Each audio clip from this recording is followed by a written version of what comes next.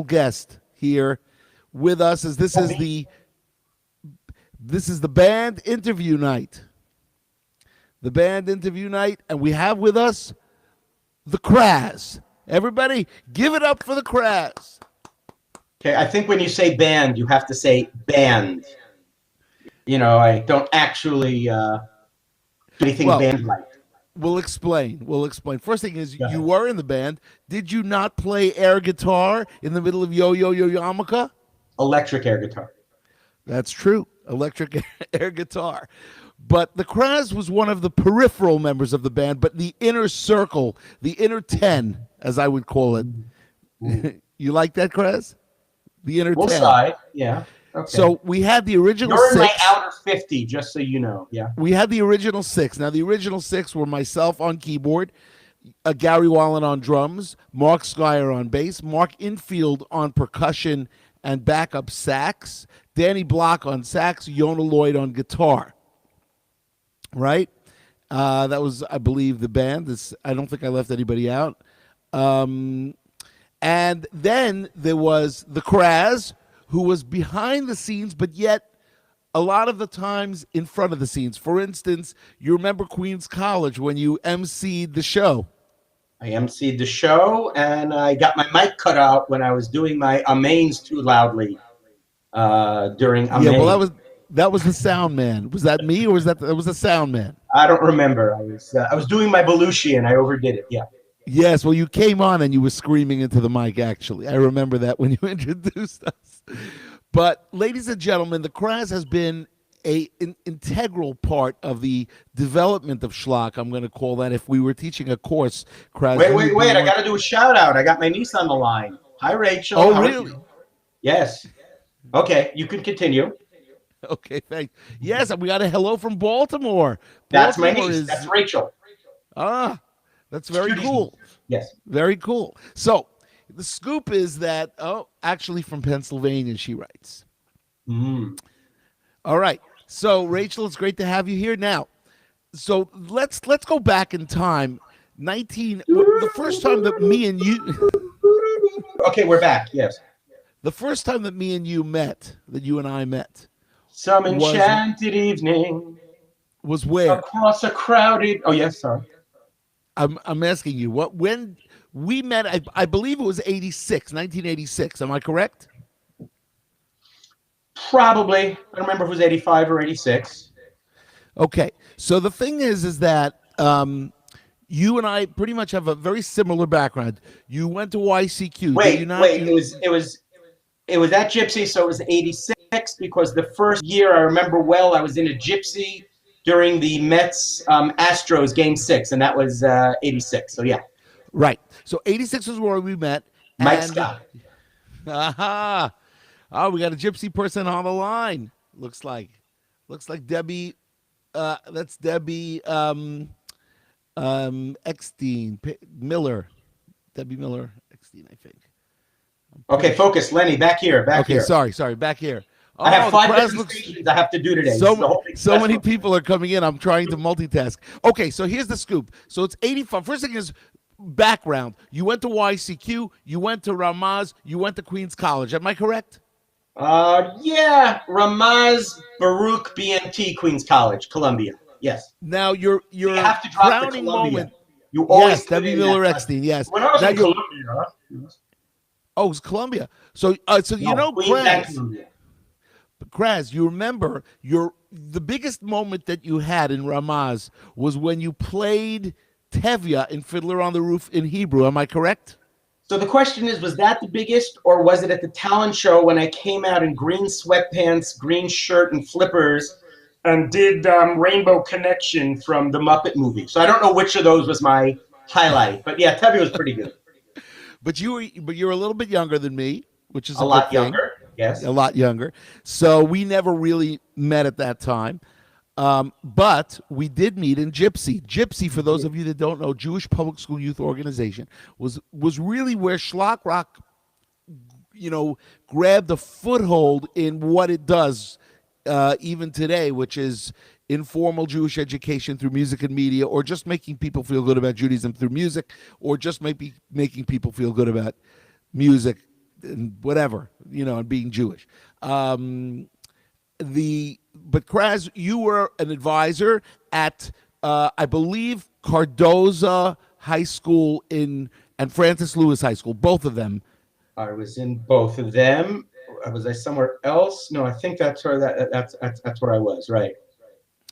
Yes, and what happened is that you. Now I actually believe I think I was with Esty, who's now Zarnist. I don't remember. I think she was an advisor with me way back then. I forgot her maiden name. Right, but she's there. Right. Yeah. Right. So that's great. So then that's I guess how we met, because you were. We did not. Right. No. I remember you called. I mean, I knew about you. I had heard, I think, the first Shlock album. I was a big Weird Al fan and stuff like that, so it had come my way. And I was a Springsteen fan, so you'd already had Holy Days and Born in the USA, because those are both on Learning is Good, right? Right. Right. So I think Learning is Good, Holy Days, Born in the USA. You're a big Springsteen fan. No, I'm saying right? But they were all on Learning is Good, which is before I met you, because I met you between Learning is Good and then by Purim Torah, I had started taking over and finally making your albums a little more listenable. So that was good when I came in and did that. But that's right. The brains of Shlock, as Kraz likes to call himself. Yeah. Or as he said in the Broadway album, you said, listen to the Kraz, he knows what he's doing. Yeah. And, Lenny, it would be really funny if we each took our cameras and went outside so people would understand that we're next door neighbors and we can meet across the fence, which is also pretty funny. If I scream out my window, you can hear on the other side. That's true. The Kraz is my next door neighbor. I was friends with Lenny, and then I moved next door, and we're still speaking to each other 23 years later. It's just unbelievable. Yes, it's a miracle. It's a miracle.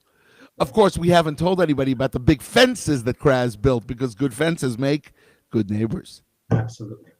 Yes. So we met sorry, I keep taking you off. Right. We met in '86. I was an advisor in Gypsy, and you used to come around each day or each week, whatever. You would go to a different school, and you would put on a show playing your Shlock songs, and whatever. Then we started getting friendly, and we kind of, with JJ Greenberg, Oliver Shalom, I think we kind of joined together. Right. JJ and Dr. D. Right, yeah. Dr. D, David Winter, and then the three of you guys became the hangers-on of Shlock. Well, you were you called it the hangers-on. I called it the peripheral band members, meaning you were part of the band, but you didn't play instruments. So each of you had a specific role. The Kraz's role was to write shtick and to also, I guess, insert yourself where you needed to be. Insert myself where I wanted to be. No, the main thing I did was Lenny started with a very limited humor area. Lenny, anything humorous meant putting on the Yiddish accent and saying this. And that was every bit of shtick that he ever did. So we had to kind of make things a little more intellectual. And I think, an example we could take of that is, we wrote the Every Bite You Take, and we wrote that together, actually, you, me, and JJ.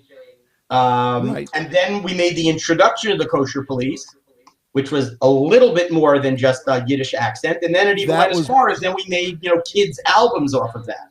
And that was brilliant. Now, did you, because you've been involved with a lot of the albums, I actually have the cassettes. You have, is Purim Torah. Purim Torah you were not involved with You're holding yet.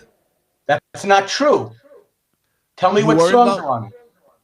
I don't think you were involved with it. It was Achashverosh, Throwing It All Away, All Shook Up, Under the Chuppah, Tefillah, Go to Shul, Amen, Learning Dance, We Believe, Chonia Ma'agel, and Wash This Way.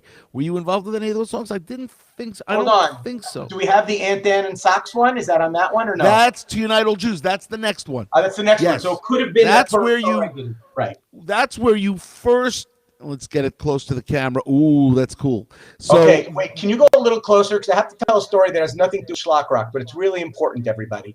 You see my shirt. I don't know if people could see it well. Lenny, turn it around. Is that a pink striped shirt? Go look at it. Turn it around to see it. Is that a pink striped shirt? To me, it looks white, but it might be a pink stripe. No, there are no stripes. Well, Yes, yes, it looks like there are. fine. Okay, how much time do we have? Story nothing to do with Shlock. That was my absolute favorite shirt. It was a Tommy Hilfiger shirt. It was pink Yeah. and white stripes. I loved it. I wore it every Sunday. It was long sleeves. Didn't matter if it was hot or cold. I wore it every week. It didn't matter. But then my triplets were born. And I didn't do laundry, and my wife was in the hospital, of course. So my parents were very nice. They did my laundry. Then about 4 weeks later, I said, I lost my pink shirt. I don't know where it is. And then my mother goes, oh, yeah, it was all, it was falling apart. You've worn it for so long. And she threw it out. And I was devastated about that. And I've been trying to Oh my replace that goodness. shirt. I'm sorry. It was a very important, traumatic moment. So for Back to everybody your out there, if story. you have a pink shirt with stripes from Tommy Tommy Hilfiger Hilfiger, only. Tommy Hilfiger. yes, please Please. tell the Kraz. You can get in touch with me. You can get in touch with me, and we will reunite him with that shirt. And we're Now, stuck on when 86. Yes. right. So now to unite all Jews, you already were very much involved with the Shtick, the Kosher Police, which was probably one of the most brilliant skits ever, and you guys did it in one take. That was the most amazing thing. I don't know if you remember this, but it was you, JJ, and Rebecca May. Of course you remember it, but it was only one take. You did it. The first take was perfect. You remember that? I don't remember that it was the first take. No, I remember usually screwing up and yelling and then laughing a lot in the studio. But No, yeah, that wasn't. That was during the Dreck and Roll album, which is the album that you. yeah. I yelled at you half the time. Anyway, By the so way, a funny kosher police thing that I don't know if people know, and I did it totally by accident. So I believe yeah, the first. So after we had the kosher police shtick intro, then there right, was a children's album. Now I right. did That's not here. write. There we go. But I did not write the script. I just kind of punched it up. Who wrote the script? I want to make sure people The get script credit. was written by Shlomi Ash. Shlomi Right. Ash wrote the script, and you edit. You kind of put your flavor into it. Darn right. But I remember very well that, hi, my name is Friday. This is my good. So I was Friday. And then I wrote the script on the second one. And then we went to record it. Without realizing it, I just turned myself into Shabbos instead of Friday. And I just started. I used the same voice that I used on Friday in the first album, but I ended up being Shabbos. And we totally didn't realize it till like halfway through. And then we just kept it. He has no idea. Well, Yes, I do, I I do. appreciate it. And I became Maxwell Smart, Agent 86, or at least I tried to be. What do you When believe? I 3 yeshiva boys and a pea shooter. right, that was my favorite line in the whole story. And then, but that was really it's an amazing thing that the Kosher Police was a spin-off. We made a spin-off children's album based on that skit, and that skit makes everybody laugh to this day. And it doesn't matter. And I always used to amaze. I used to be amazed that I could walk into a conservative or a reform temple congregation and do the Kosher Police, and it wouldn't offend anybody, because you always have to be, they don't necessarily keep kosher, and yet I never got anybody say, don't play the Kosher Police, as opposed to other songs where sometimes they would say, don't play this song, don't play that song. They never said, don't play the Kosher Police. Judy Hertzfeld from Clifton, New Jersey writes, I would love to find that shirt for the Kraz. Sorry you lost it. Anyway, so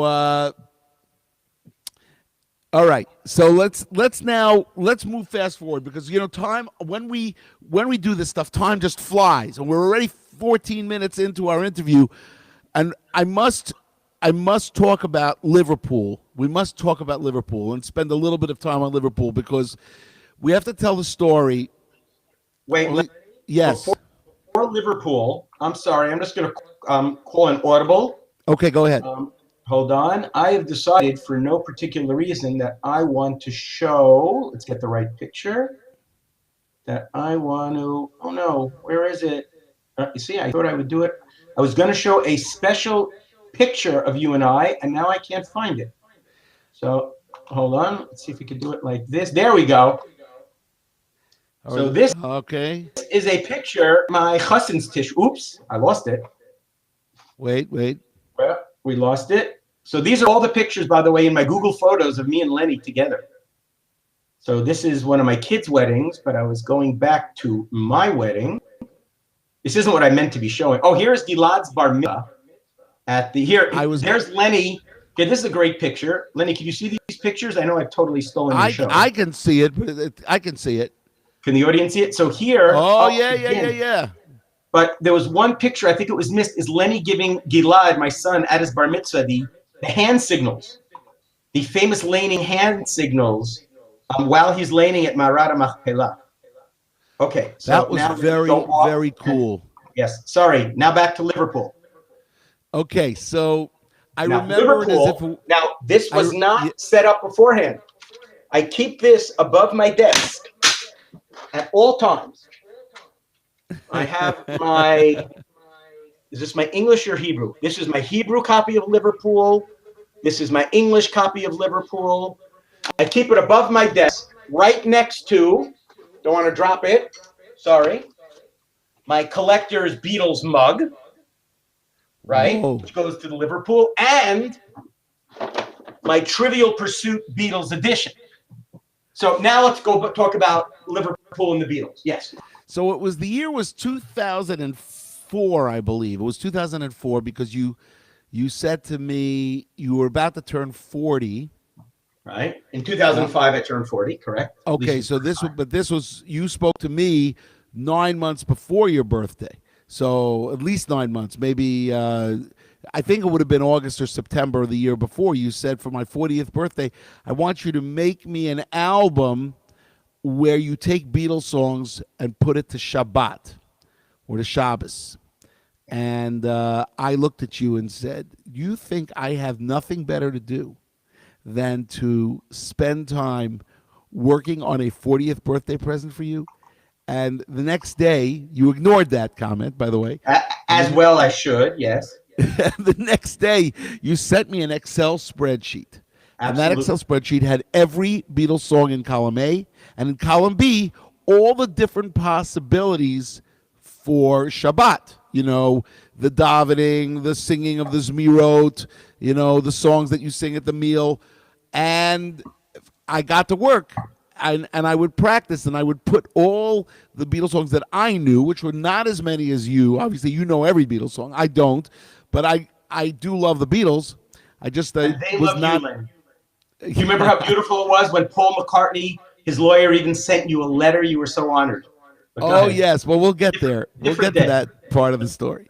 No, we'll get to that now. So anyway, I started working on it, and I said, my gosh, this is really unbelievable. This is really unbelievable. You know, some of these songs seem like they're made for the Jewish liturgy, for the tefillot, for the prayers, for the zmirot, for the songs. And so I ended up putting 35 or 36 songs, of which I only used 27. So 27 songs made it onto the album, and I recorded the album in 2005. Now, at the end of... I was obviously younger when you made it, because I could read the liner notes then, but now there's no way I could read these. I was going to look up the 37. Well, anyway... If anyone wants to know my opinion on this, you could read a message from the Kraz on the Liverpool album. But that would mean you have to get the CD, or you have to email me, and I will send you a copy of the liner notes in email. But speaking of which, let's take yes, go ahead. 30, exactly. Let's take a 30-second break for me to tell everybody out there that all these shows that we do, and this is show number 53, are done because of the fourcornersproject.org, and you have to go. Please, everybody, stop what you're doing. Go to the website. They don't have to. Well, no, you don't have to. We would greatly appreciate if you would help further Jewish education and identity. I mean, sometimes they got to do the soft sell. That's a very good sell, Kraz. I like that. So I would say that make a little bit of a support us, keep us going, soft sell, hard sell. and it's very, very And if important. fourcornersproject.org is too hard to remember, just go to Kraz.com and send me the money. And I'm sure that Lenny won't get it. So that's right. Well, we would get it, of course. The Kraz. You have to trust the Kraz. Trust the Kraz. I don't own that website, so don't give any money there. Release the Krasen. Release the Krasen. That's what I say. Anyway, listen.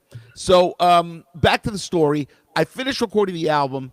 And the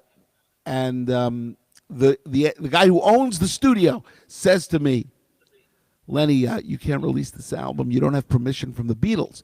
And I said, now you tell me. I just spent all this money recording this album, and but you didn't do it for the money. You did it as my birthday present. I appreciate it. Yes. Well, anyway, it didn't come out. I miraculously got permission in 2010, so it didn't make it for your 40th. It made it for your 45th, and it was released on August 24th. Which is your birthday. Everybody out there, August 24th is the Kras's birthday. 2010 is when it came out. That's when it came out? Okay. Yes. 45th. Right. But I got permission in 2009, but I held it out until I felt it would be very appropriate since it was your idea. This was your idea. And it was actually critically acclaimed to the point where I was on an Israeli game show as a celebrity because of this album. We released it both in America and in Israel, and it was really it was fabulous. You know, it was really amazingly received. I always think that it's such a tremendous listen on a Friday afternoon. I don't necessarily believe that we should be singing Beatles liturgy in shul, in synagogue at this point, but I believe but still, it is. You also agree with that? But that's okay because no one goes to synagogue. So when you daven and when you have your services in the street, it's absolutely allowed. Don't worry. Right. So that's true. And so, but I did go to Liverpool because of this. I went to Liverpool and I was the cantor or the chazan in Liverpool doing a Shabbat in Liverpool and doing a concert on Saturday night. And we went to the Hamptons where 1,000 people came to hear Kraz and Shtick with his 6-voice choir do the Beatles Nusach, the Beatles liturgy, the Shabbat in Liverpool album. He did it during davening. It was unbelievable to listen to. And in Baltimore, Cantor Albrecht did it as well. So like we had these tremendous moments where this album just blew people away. Now, Lenny... Now, why don't you share? Let's see if we can get it right. And what's another important Lenny and Kraz Beatle moment? It also has to do with a birthday. Let me think. Are we talking about Havdalah? Okay. No. We're talking about several years before your 50th birthday when I bought you a 50th birthday present. Right. That's right. The Kraz bought me a 50th birthday present to go see Paul McCartney. Could you imagine McCartney comes to Israel and Lenny doesn't go to the show? I mean, it's inconceivable. Tickets are too expensive. I remember I said, look, I like Lenny, but I ain't going to spend that much money on him. But I figured, when he has his 50th, I probably would get him a nice present. So that's what we did. We got a bunch of guys together. And even though it was before his 50th, we presented it to him, including our friend David Eisen, who's a lawyer, wrote up a document saying that we have fulfilled any obligations and we owe him no other gift. And we saw McCartney together. I think it was like Erev Rosh Hashanah or something. No, it was right, because we said Slichos. I remember we said Slichos after the concert in the parking lot. Right. This is a new feature where you can highlight a quote and put it on the screen for people to see. Isn't that cool? It is. So, all right. So now, so that, I want you to know something. So now this obviously has to be the first of like 30 shows. I mean, there's just so much. We haven't touched on anything. I feel so bad for your fans. We actually, we're going to have you again, of course, but I say that to every single band member because we're already at around 55 minutes, but we have another 5 minutes, so we must keep going. Okay, and I will be quiet and I will answer your questions as you request. Okay, so the question is like this: you made a comeback. You made a you made a comeback. It was on the God Sent Us Email album, where you co-wrote the shtick with me. What is that you're doing, Kraz? I'm showing you my Mr. Spock doll. Oh yes, because the needs of the few outweigh the needs of the many, or the one. Okay, you just said it exactly backwards. I know the needs of the one outweigh them. And as long as we're showing dolls, here's my Arik Sharon Oliver Shalom doll. There we go. Wow. Yeah. Okay, sorry. I don't have a doll collection. I have a hockey jersey collection. Yes, you do. But we were going to. And we won't discuss the fact that it's the hats that are in your bedroom, and let's not ask why I've been in your bedroom to have seen them. Right? Why? No, the hats are not in the bedroom anymore. The hats are now in drawers. Everything is in your bedroom. I haven't been in your bedroom recently. Yes, I guess that's good. Yes, everything is out of. That's because of Corona. You know, we have to wear a mask and anything. Back in the low tech days, when you couldn't dial in, I used to go into your house because you used to go to like America for like 6 months at a time. So, I used to have to go in, check your email, open up the windows. So I've been through everything in Lenny's house. Yes, go ahead. Sorry, continue. All right, back. Let's talk about God Sent Us Email for a couple of minutes, and then bring it on, because God Sent Us Email, which opens up with that song, God Sent Us Email. It's actually the second track on the album, where we have this skit where you basically, I tell you that God has sent me email, and you ridicule me, saying that God said that email's so low tech. Yeah, I know. Email is so low tech. And then of course we have the other song, Spiritual DVD. But you kind of made a comeback in the Shtick zone, because you disappeared for a while after. But weren't you involved with Bring Back the Shabbos Feeling as well? And didn't you write I'll Be Called Michal's Shtick? Didn't you write that with Mr. Rosenstein and Rosenstein? Or you didn't write that? So I did, and that actually comes from a session that I did in a gypsy or a TLS, and I actually turned it into that. I had done the same thing. I remember Brian Thor was in that video. But yeah, I was. And by the way, I liked how you said Shabbos Feeling. Actually, Shabbos Feeling was, obviously you changed all the words, but Shabbos Feeling, the idea for the song was my song. Tekiah was also another one of my ideas. So Lenny, let me just talk for a second. Lenny did the greatest thing for me. I have no musical talent at all, but I love music. Like even the Beatles, all Lenny had to do was sing it and write the words and do the music. Now I had to do all the real work, which was come up with the idea and match a couple of songs. So Lenny, the best thing about having been friends with Lenny all this time is I get to live my fantasy, which is being involved in music, which I love, having absolutely no talent. And I just love when I talk about, when I was in the recording studio. Like, what are you in the recording studio? So thank you, Lenny, for that. I want to get that in before the 11:03 hour. Yes. That's very, very nice. I want you to know that you were in many recording studios. You were on many projects of ours, and it was a pleasure. And I've gotten thrown out of the studio a few times. When you yelled into the mic. Mick Cantrell or Roy, somebody kicked me out.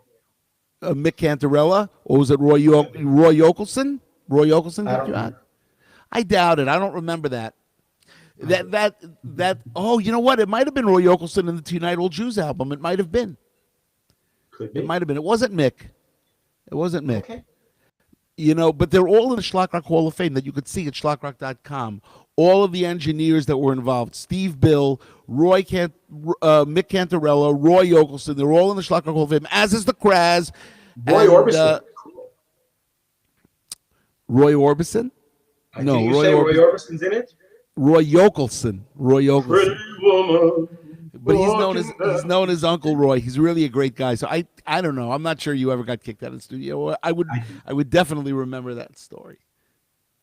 But I want you to know that it was really, having you involved was fantastic. And I would always say to the three of you, I'm not sure I ever said it to you, but I definitely said it to JJ. I would always say, I don't know if I ever said it to you. I would always say I definitely said it to JJ Oliver Shalom, and I definitely said it to Dr. D, that the three of you guys should have a full-time job in this field, and that if there was actual, because what's it all about, Kraz? Really, what's it all about? It's about What's it all fun. about, Alfie? It's about making Judaism fun. It's what, and that's what you always used to tell me, Lenny. You got to be fun. You got to have, and you. Oh, I always hated the serious songs, and I always said, do silly and that, and the message will come across. People just can't stand when Lenny preaches. Right. I don't preach Sorry, so much. I can't stand. Many of your millions of fans may love it. I don't know. I think that there's some people that like the slow, meaningful songs, and then but you generally, I'm also a fast music guy, fast songs, and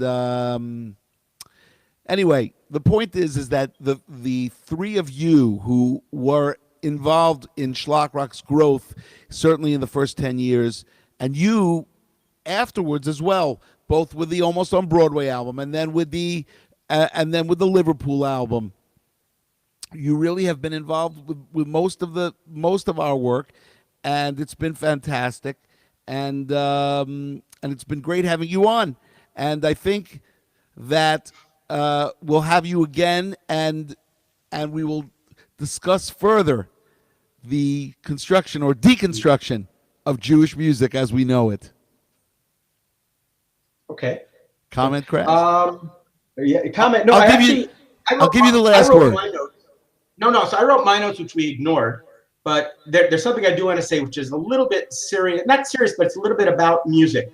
And I'm going to start with what you're going to consider the negative part, but I just want to say it. You know, today, music and Jewish music has gone down. And I remember when we were first kind of hanging out, because a lot of the stuff we did at the beginning was about Kira, was about outreach. It was about Gypsy, it was about NCSY and Seaboard and all those connections. I met my wife because I went to Seaboard because of you, and Judy was an advisor.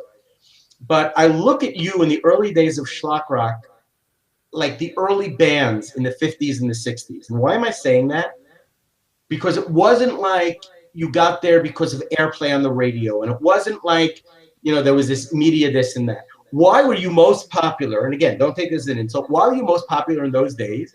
Because you were barnstorming. Because every weekend you were going to a different area, and you got these small groups, and that's how you built up a really strong fan base. And I really see that as someone who does a little bit of the history of music. I really look at it that is, you know, how a band really, really works. It's not about, I mean, today you go, you know, what's his name? Ed Sheeran sneezes and a billion people see it, you know, when he's, you know, before anything happens. Right. You went around, it was groups of 20 and 30 people, and then you went together, and then, you know, the kids who were screaming at the concerts then, again, we were all younger, but you had really built up a fun fan base. And those were great days, and I look at you really. It was amazing. It was amazing. Hopefully, I just wanted to make sure that I'm the longest one. So, has anyone gone longer? Because I'll just keep talking if not. No, you're now the longest one. But I just let me just finish by saying that whenever anybody asks me, how is it that how do you become in Jewish music? How do you become a Jewish rock and roller? And the answer really is you got to. Kraz. Oh, that wasn't the answer? Sorry. I'm sorry. I thought the answer is it was exactly what you said. It was barnstorming. Every weekend we were in a different place. Every weekend we were in a different city. I mean, I've been to 250 cities worldwide, and I know people in every. I always used to say, I'm like Chabad. If you need a place to go for Shabbos, for Shabbat, you need a place to go. Just send me an email, and I'll give you a name. Have you even been to Mobile, Alabama? Well, Mobile is a different. I've been to Birmingham and Montgomery. Mobile we haven't gotten to yet, but the Chabad rabbi there in Mobile has. They don't have a minion, right? That's why you don't go. Oh no! Don't get me in trouble now. Did you see that coming? I did see that coming. Okay. All right, listen, everybody out there. It's time for us to sign off. I want to say it's been really great. Next show is Thursday night. We're back to music and hockey jerseys, and. We want to thank Kraz and everybody out there. Keep on shlocking, and we will see you Thursday.